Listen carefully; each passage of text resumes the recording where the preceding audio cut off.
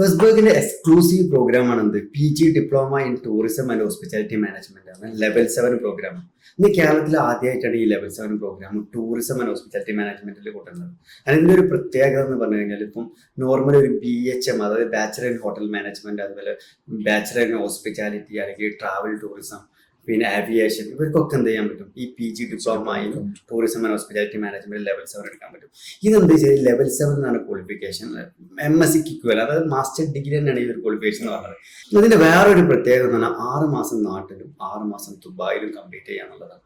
കാരണം വെച്ചാൽ അതുപോലെ തന്നെ ഈ ഒരു ലെവൽ 7 കംപ്ലീറ്റ് ചെയ്ത് കഴിഞ്ഞാൽ 4 മാസം കൂടി അവർക്ക് യൂണിവേഴ്സിറ്റി പോയി കഴിഞ്ഞാൽ അവർക്ക് എന്ത് ചെയ്യാൻ പറ്റും? MSc in tourism and hospitality management ആയിട്ട് കൺവേർട്ട് ചെയ്യാൻ പറ്റും. അതും സെൻട്രൽ ലാൻഡ് യൂണിവേഴ്സിറ്റി ആട്ടോ. UK ഏറ്റവും കൂടുതൽ വൺ ഓഫ് ദ ഒരു 100 റാങ്കിങ്ങിലൊക്കെ വരുന്ന ഒരു യൂണിവേഴ്സിറ്റിയാണ് സെൻട്രൽ ലാൻഡ് യൂണിവേഴ്സിറ്റിയാണ്.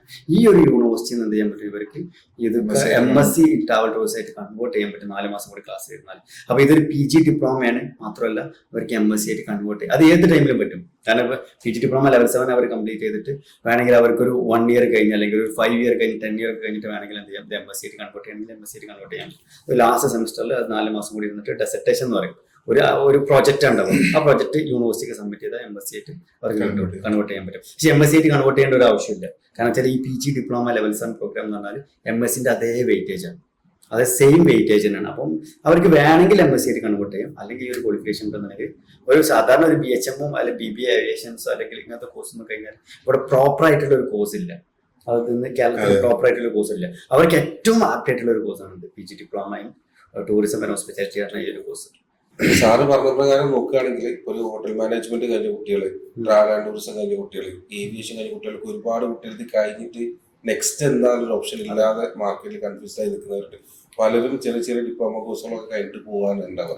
പക്ഷെ അതുകൊണ്ടുള്ള ബുദ്ധിമുട്ട് എന്ന് വെച്ച് കഴിഞ്ഞാൽ ഒരു 3 വർഷം നല്ലൊരു പ്രൊഫഷണൽ കോഴ്സ് പഠിച്ചിട്ട് ഒരു ചെറിയൊരു ഏതെങ്കിലും ഷോർട്ട് ടൈം കോഴ്സ് എടുത്തിട്ട് വിചാരിച്ച ലെവലിൽ പ്ലേസ്ഡ് ആവാണ്ട് പോകുന്നുണ്ട്.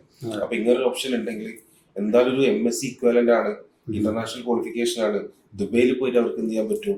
സെക്കൻഡ് പാർട്ട് പഠിക്കാൻ പറ്റും. അപ്പൊ ഇന്റർനാഷണൽ കൾച്ചർ കാര്യങ്ങളൊക്കെ അവർക്ക് അഡാപ്റ്റ് ചെയ്യാൻ പറ്റും. ഇതില് വേറൊരു കാര്യം കൂടെ എന്താ വെച്ചാൽ ഇപ്പൊ ഓൾറെഡി സൗദി ആയാലും ഖത്തർ ആയാലും ഒക്കെ ഇപ്പൊ കൂടുതൽ പ്രൊമോട്ട് ചെയ്യുന്നത് ടൂറിസം ആണ്.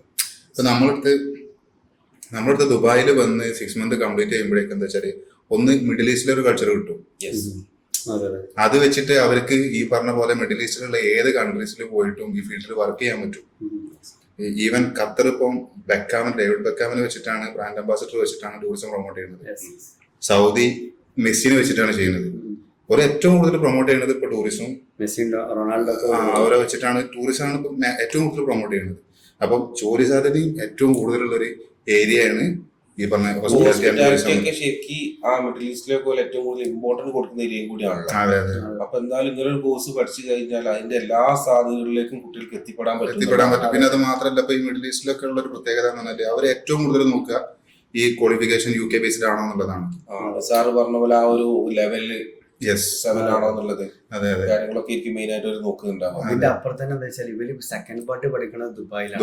ദുബായിൽ നിന്ന് വേൾഡ് ടൂറിസത്തിന്റെ ഹബ്ബാണ്, one of the world tourist ഹബ്ബായിട്ട് വരുന്നത്. അപ്പൊ ഇവിടെ നിന്നാണ് ഇവര് സെക്കൻഡ് പാർട്ട് കംപ്ലീറ്റ് ചെയ്തിട്ട് അവർ പഠിക്കണം. ആ ഒരു എക്സ്പോഷറും കാര്യങ്ങളൊക്കെ ചെയ്തിട്ടാണ് അവർ പഠിക്കുന്നത്. പോകുമ്പോൾ എവിടെയൊക്കെ പഠിച്ചെന്ന് വെച്ചാൽ ദുബായ് ക്യാമ്പസിൽ അവരൊരു ഇന്റർനാഷണൽ സ്റ്റുഡന്റ് ആയി ശരിക്കും ഇന്റർനാഷണൽ സ്റ്റുഡന്റ് ആയി. മാത്രമല്ല ഇവർ അത്ര എക്സ്പോഷർ വെച്ചിട്ടാണ് അവർ പഠിക്കുന്നത്.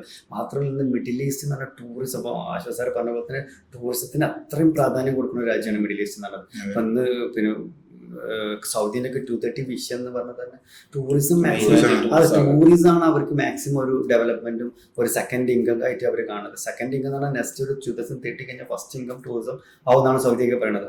ആ രീതിയിൽ അവർ ഇൻവെസ്റ്റ് ചെയ്ത് കൊടുക്കുക. അതിന്റെ ബെനിഫിറ്റ് ഒക്കെ കിട്ടില്ല. നമ്മളൊരു സ്റ്റുഡൻസ് ഇപ്പൊ കംപ്ലീറ്റ് ചെയ്ത് അവരിറങ്ങുമ്പോൾ അവർക്കൊക്കെ ആ ബെനിഫിറ്റ് ഒക്കെ കാര്യങ്ങൾ കിട്ടും. അപ്പോൾ ഓപ്പർച്യൂണിറ്റീസ് വൈഡാണ്.